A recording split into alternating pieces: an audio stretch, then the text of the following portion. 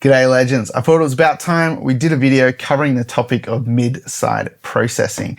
Now, if you don't really know what mid-side processing is, or this stuff's a little bit over your head, I'm gonna have a link in the description below to a really good article from Izotope that covers all the nitty-gritty stuff about mid-side processing to help you get your head around it.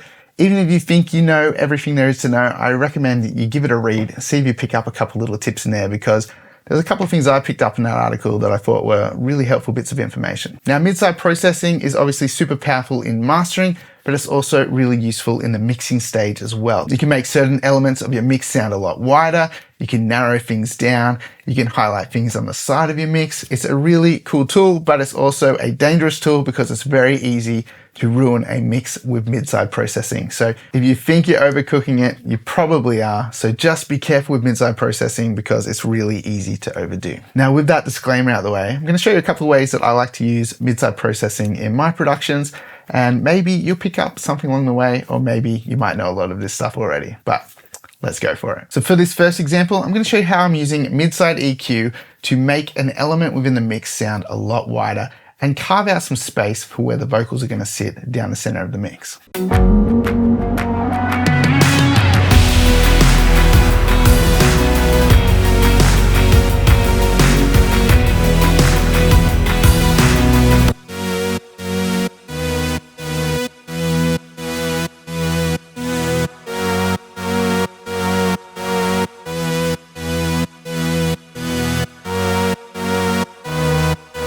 So there's a couple little EQ moves going on here, which we're going to dive into, but basically the idea of this technique is to pull some of the mid-range information out to accentuate the sides and make it appear wider than it really is. An important tip when you're working with mid-side EQ, it's probably a good idea to use a linear phase EQ just to avoid any unnecessary phase shifting. Although sometimes that can have a cool effect and give you what you're looking for. So don't be afraid to break the rules. But if you want to avoid phase shift, it's probably a good idea. Now let's go over these EQ moves. So the first one, nothing special, just a high pass filter up to 34 Hertz with a 12 dB octave. This is covering the full stereo field. So no mid-side processing particularly with that part of the EQ. That's just to get rid of a bit of rumble. So quickly, there's two things I'm trying to achieve here. I'm trying to make this sound wider, but I'm also carving out space for the vocals. So once I've got vocals in the mix, this is gonna make some more space for them. So vocals generally occupy a lot of our mid-range. So I'm doing a big cut right in the mids around 1K, 976 Hertz, minus 7.6 dBs. And if we right click on this, we can choose the stereo placement and you can see I've got it down the mid channel. Now it still does affect the side channels to some degree, but not as drastically as what's happening down the center.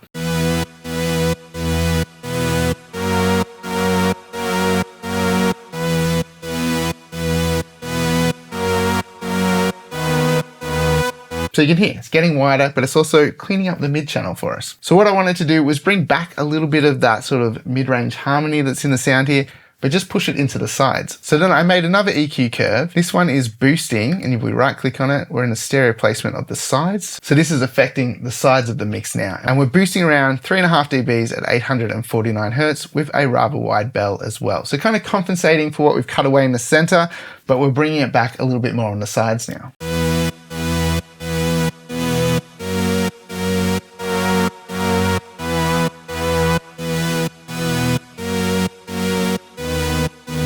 So we're kind of retaining the tonality of the sound now, but it sounds wider. And then I wanted to add a little bit more excitement to the side of the mix. So we've got a high shelf on the sides again. So if we right click, you can see the stereo placement is on the side.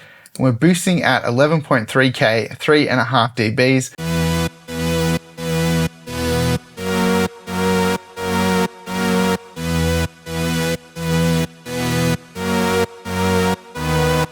So it's adding a nice little bit of buzz onto the sides of the mix. And you can hear, it just sounds wider, it sounds more open. And again, we've created some space down the center for where the vocals are gonna sit, but we've also created some nice width.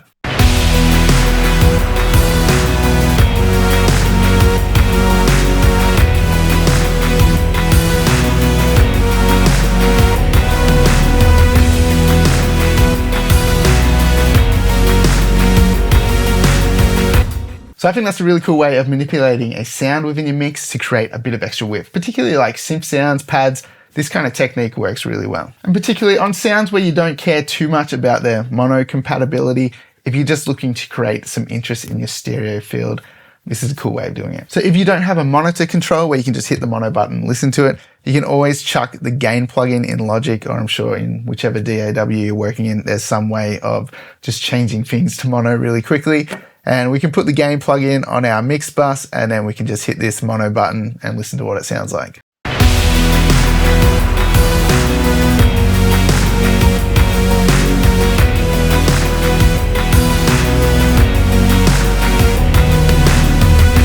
So you can hear in mono, this is still sounding pretty good. Who listens to mixes in mono? I don't know. People who need to buy a second speaker. You can use that technique in lots of different ways. You can use it on effects. You can use it on a reverb to make the reverb sound wider. You can use it on a delay to make your delay appear wider. There's lots of ways that you can use that particular kind of idea to create width. If you guys are enjoying this video or you enjoy the content on this channel, make sure you hit that like button, drop a comment below, share this video with your audio mates. All that stuff really helps. Now, you might have already been using some mid-side processing without even realizing you're doing it. Things like stereo wideners. These are pretty much just manipulating the sides of your mix. So let's pull up a couple of popular stereo widening plugins and you'll see exactly what I'm talking about. Okay, so I've got master plan on the mix bus at the moment, and I don't have any of this width engaged at the moment, but basically if we turn this up, it's manipulating the sides of the mix. It's generally just gonna boost the sides of the mix, or it's gonna boost a certain frequency range.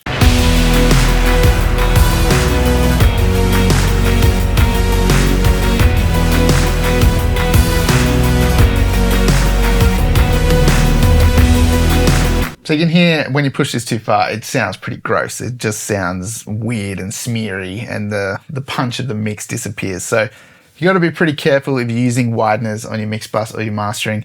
Just like a little bit always goes a long way. Let's have a look at another one. This one's pretty popular, the SSL Fusion Stereo Image plugin. So I've got an SSL Fusion right here, and I generally use a little bit of width when I'm running my mixes through it. So I'm pretty much always using a little bit of mid-side processing.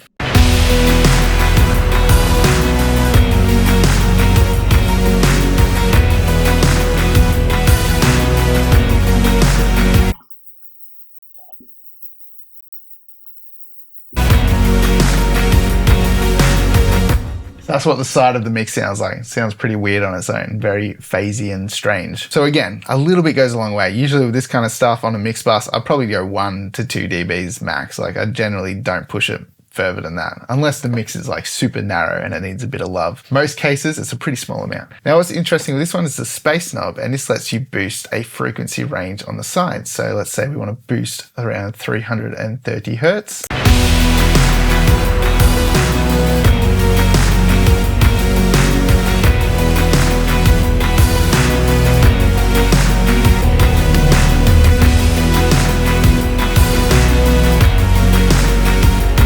So we're boosting a frequency range with that, and it can make it sound a bit wider and a bit bigger and warmer sounding, a bit fuller, particularly if you had a thin sounding mix. This is making it sound a little bit muddy on this particular mix, but if we wanted to narrow this range and make it sound a bit cleaner and a bit punchier, then we can pull down on this.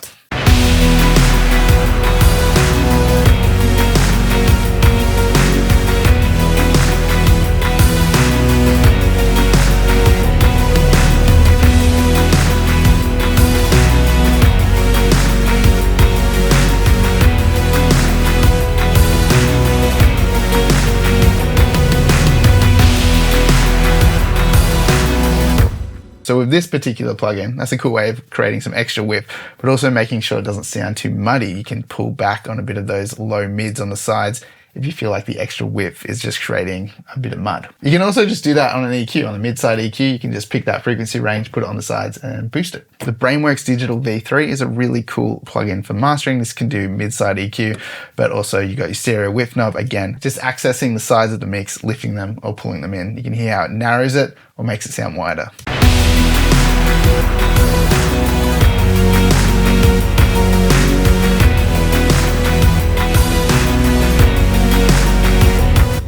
So here's a fun little mastering trick that you can do. If you have a mix that doesn't really have much excitement when the chorus hits, you want to make it feel like it pops a bit more, you can use a plugin like Wave Center or any of those other stereo widening plugins I was just showing you. And you can use this with a bit of automation to make the chorus sound a little bit wider, and maybe in the sections before, you pull the width back a tiny bit. So let's say, for example, in the verses, we pull this down 1 dB. Let's have a listen to what that sounds like.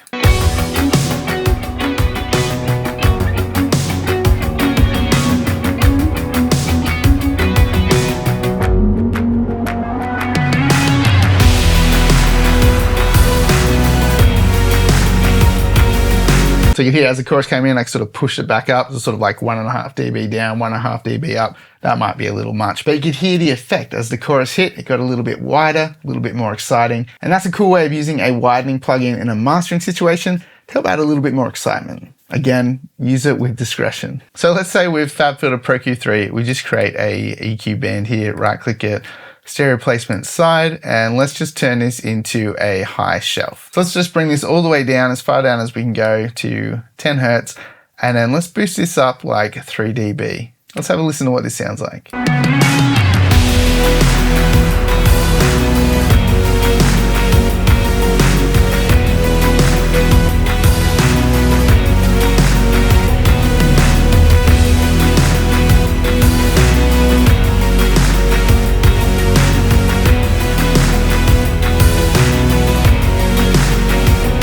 So we can create a stereo widener with just an EQ band as well. You can also just affect certain frequency ranges. So we could boost some high frequencies in the side of the mix to make it a little bit more exciting.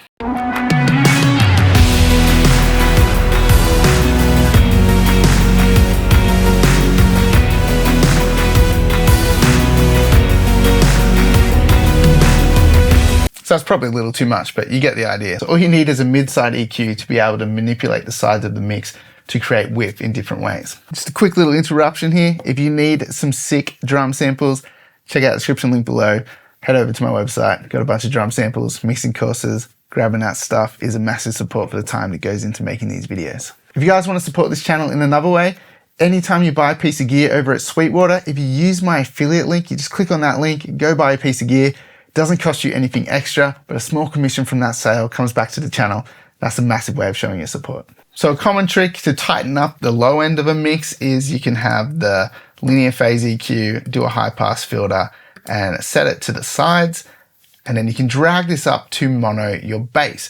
So typically if I do this, I don't really go much past like 60, 70 Hertz. I don't want to lose all of that stuff that's going on in like things like guitars and certain sounds. Like if you go too high with this, it can really narrow the mix down and lose a bit of energy.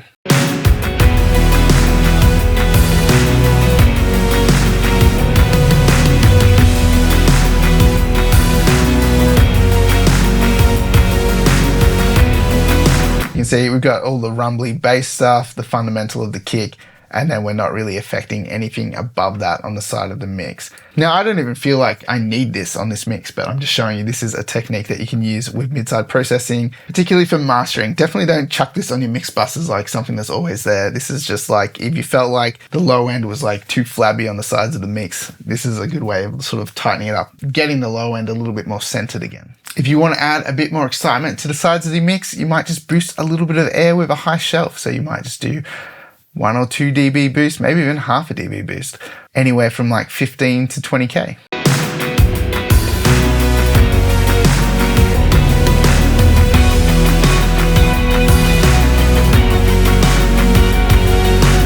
If you felt like there was a bit too much low-mid muddiness going on the sides of your mix, you do a small cut. Anywhere between 180 to 500 Hertz is usually where you're going to find a little bit of mud. If you feel like it's getting congested, a small cut in there could help focus the center of the mix and take a little bit of the mud out of the side of the mix.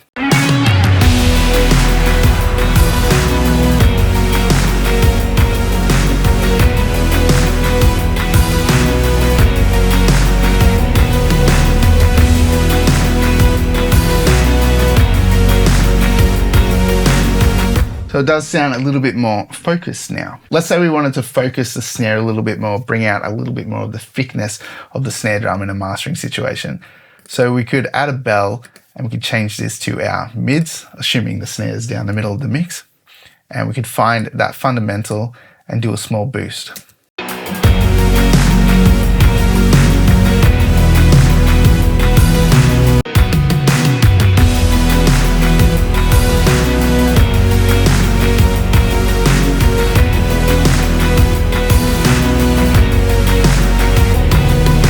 And what you got to remember is by doing that, you're affecting everything else down the center of the mix, but also affecting the sides slightly as well. Mid-side EQ is not like a magical band-aid fix. It's definitely a good way of enhancing things, but if you need to fix certain things, it's always better to dive back into the mix and do it there rather than try and access it all through mid-side EQ. You could use dynamic EQ.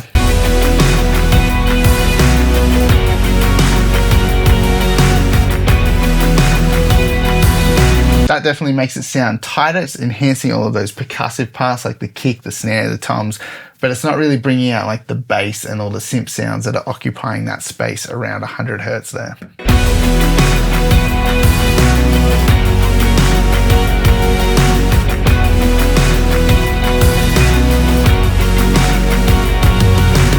So what about some mid-side compression? Again, you can use this to either narrow the mix down, you can compress the sides to pull them back a little bit and make the center of the mix more focused, or you could use some compression on the sides of the mix to create some sort of pumping effect and push it forward and create a bit more stereo width and interest. So let's have a listen to what this could sound like. I've got the EASYCORE Alpha Master, which is a pretty cool mastering compressor. We're gonna do like a medium fast attack on the side, maybe like 10 milliseconds, reasonably quick release, maybe like 100 milliseconds. And then we're getting a couple of dBs of compression going. We'll do some similar settings on this side. Make sure channel link is off, mid-side's on, put the ratio around 2.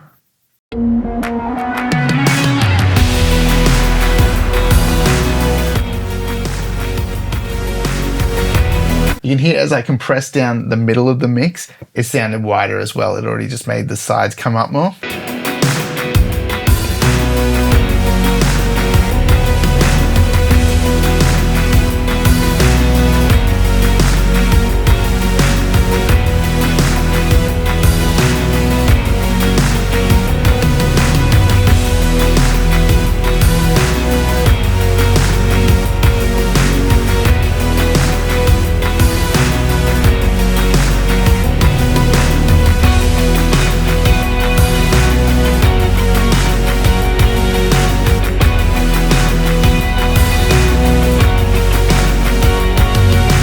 So pretty interesting effect, and it can be a really cool way to just make things sound more exciting. But again, if you push it too far, it gets a little weird, a little phasey, a little messy sounding. So again, use with discretion. And so you can see that we're getting a couple of dBs of gain reduction. It's being pretty generous with it and fairly fast release. I sped that up a fair bit just to get it pumping a bit. And then I boosted the gain on the sides 2.5 dB. And so our mid channel, we're not doing any sort of gain compensation. We're getting like 1 to 2 dBs of gain reduction. So we're really enhancing the side of the mix. Pay attention to like the synth sounds and the guitars. You'll really hear them expand out.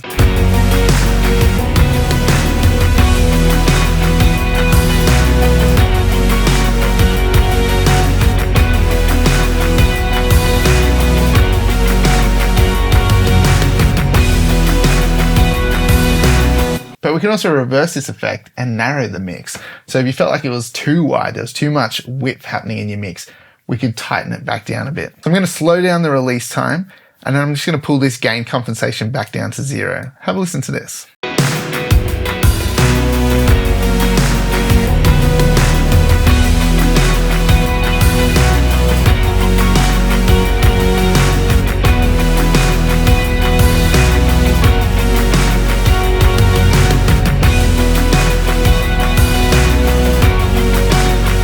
That sounds pretty cool. It's making the mix really punchy. We're losing a bit of width, but we're getting a whole lot of punch back.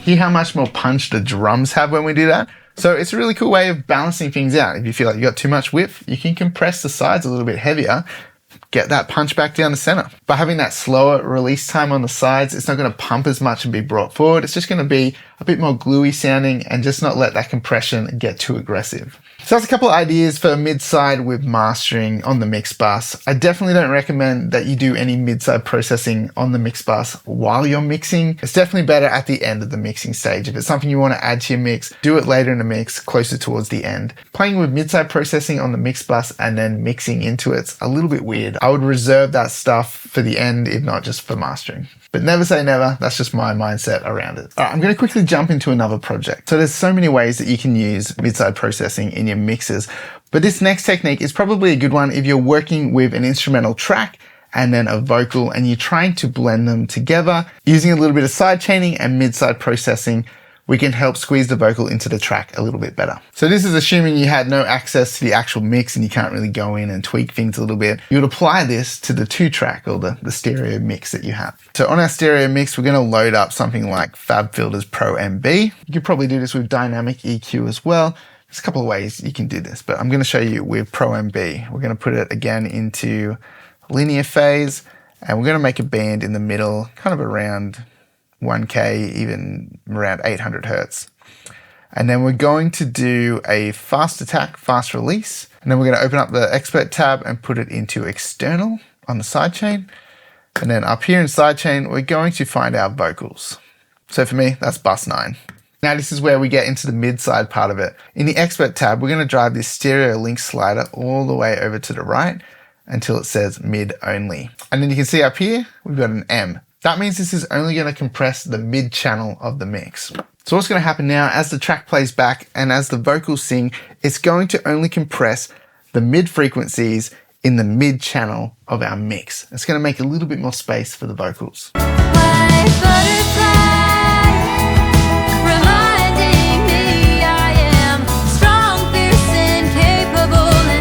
So a quick way of pushing some things out of the way to help the vocal have a little bit more clarity. And it depends on the vocal and the elements of the mix, exactly where you want to put this frequency range and how much you want to duck it. This is on 6 dB at the moment, but realistically, you probably only want to push down 2 to 3 dBs kind of max. Otherwise, you might start to hear the compression, which is not what you want.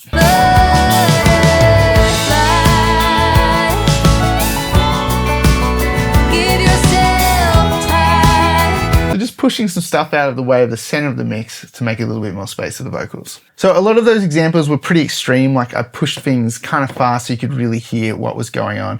But again, just be really careful when using mid-side processing not to overcook it. I hope you guys enjoyed this video and you found it helpful. If you did, make sure you hit that like button and subscribe to the channel. And if you want to support this channel, check out the description link below. I've got a bunch of drum samples and mixing courses over on my website. Grabbing any of those is a massive support. If you're keen to stick around and learn a bit more about how to use multi-band compression in a mix, then check out this next video coming up.